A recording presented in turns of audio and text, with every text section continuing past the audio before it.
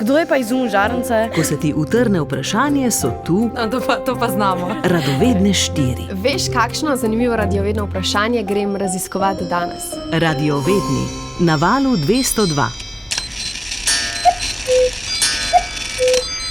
Čas je skrivnosten tok, ki ga hkrati merimo in občutimo. Kot fizikalni pojem teče neodvisno od nas, a kot osebna izkušnja je povsem intimen. Vsak ga živi in dojema po svoje. Začne se z rojstvom in nas spremlja vse do konca, včasih kot počasno zorenje, drugič kot naglo hitenje. Toda kdaj zares razvijamo občutek za čas? Ko si bil majhen, nisi vedel, kaj je časa in pol si ti mogel gledati na uro in sploh nisi vedel, koliko je ura. Ja, čas dojemamo zelo različno. Čisto na svoj način čas dojemajo majhni otroci. Ker je čas tako zelo abstrakten pojem, se ga moraš kot otrok šele priučiti. Prav zato sem obiskala razvojno psihologinjo Ljubico Marjanović-Umek z Filozofske fakultete v Ljubljani, ki že vrsto let kariero posveča psihološkemu razvoju otrok in s tem tudi temu, kako postopoma razvijamo občutek za čas. Začne se, kot pravi, ko smo še dojenčki. Če recimo dojenčkom tam po 4. mesecu starosti predstavljamo različna zaporedja oziroma različne zvoke v nekih intervalih, ki so enakomerna. In se pravzaprav jih dojenček posluša, potem se na njih navadi in jih neha poslušati, potem pa nenadoma na primer interval ali pa ritem tega zamenjamo in dojenček postane pozoren, postane nemiren, torej kot bi nam odgovarjal, da je nekaj narobe. Poleg tega se v 1. in 2. letu življenja zgodi še nekaj nadvse pomembnega. Dojenček oziroma malček začenja razumeti, da nek predmet oziroma neka oseba obstaja tudi, če je oziroma ga ne vidi. To zmožnost tudi zelo, zelo spretno potem izkoriščajo v začetku bivanja v vrtcu, torej tej prvi starostni skupini 1 do 2 leti, ko vežejo to razumevanje časa na neke rutinske dogodke. Oni ne vedo, da bo nekdo prišel po njih čez 8-9 ur, ampak vedo in tako in tudi vzgojiteljce oziroma strokovne delavke, delavci razlagajo, potem, ko boš ti šel spat in se bo zbudil, potem, torej najprej boš šel spat, potem boš se zbudil in potem bo tam recimo da mamica. V naslednjih letih se malček vse bolj srečuje s pojmi, kot so včeraj, danes, jutri, ki pa jih običajno uporablja zelo narobe. Pozna besedo včeraj in bo rekel 3-letni malček, včeraj sem bil pri babici. Bil je pri babici pred, 3 tedni, 3 meseci ali karkoli, skratka, bil je že, to je edino, kar se je zapomnil in zato je to včeraj. Res pa je, pravi Ljubica Marjanović-Umek, da prej razvijamo zmožnost razumevanja časa za preteklost, kot pa za prihodnost. Z rutino pa lahko zapopademo, kaj pomeni trajanje in to vežemo na razumevanje časa.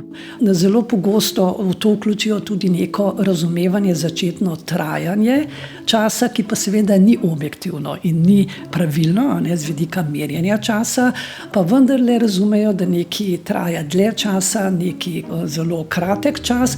V to svoje razumevanje zelo pogosto vključujejo tudi čustva, torej nekaj, kar je neprijetno, traja po njihovem občutku zelo dolgo, nekaj, kar je prijetno, pa hitro mine. Okrog 5., 6. leta pa se začnejo otroci bolj intenzivno zanimati za čas.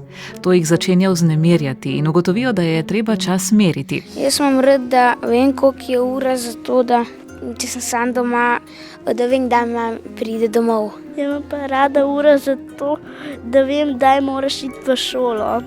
In takrat vidimo, da pogosto sprašujejo potem, koliko je ura, a je že čas za večerjo, ali bomo jutri naredili to in to, včeraj smo bili tam in bo seveda te pojme rabil pravilno. Rabil bo zanimivo tudi daljše časovne enote, ker od začetka tja do 5. leta so mu seveda mnogo bolj razumljive kratke časovne enote, ker pomeni vedel bo, da ponedeljku sledi torek, torku sreda in tako naprej. Za mesece že ne bo vedel, leta zanesljivo ne. Okrog 6. leta to zanesljivo podaljša in ve, da bo zimi sledila pomlad, na primer, in tako naprej. Ogromno lahko k razumevanju časa pripomore, če otrokom beremo, če jih učimo presoje, kaj traja dlje in kaj je manj, če jim omogočamo rutino in to, da se, ko pokažejo interes za merjenje časa, na to odzovemo. Ključna starost, ko naj bi otrok razvil občutek za čas, pa je okoli 10. ali 11. leta. In tukaj približno 10-11 let se ugotavlja, da šele otroci v popolnosti razumejo pojem časa kot seveda popolnoma abstraktni pojem, kar pomeni, da bodo razumeli preteklost lahko daleč nazaj, da bodo znali predvidevati in načrtovati, kaj bi se lahko zgodilo v prihodnosti, da jim bodo te časovne enote na vseh merskih trakovih jasne. A ne? Kaj pa minljivost? Kako dobro se otrok zaveda, da je lahko nekaj minljivo? Torej, to mu ni jasno vse do 7. 8. leta zanesljivo, ne? Takrat mu pa o podpori, torej obrazlage, da se določene stvari ne more vrniti nazaj, da so se že zgodile in podobno, postajajo vedno bolj jasne in vedno bolj ga tudi zanimajo.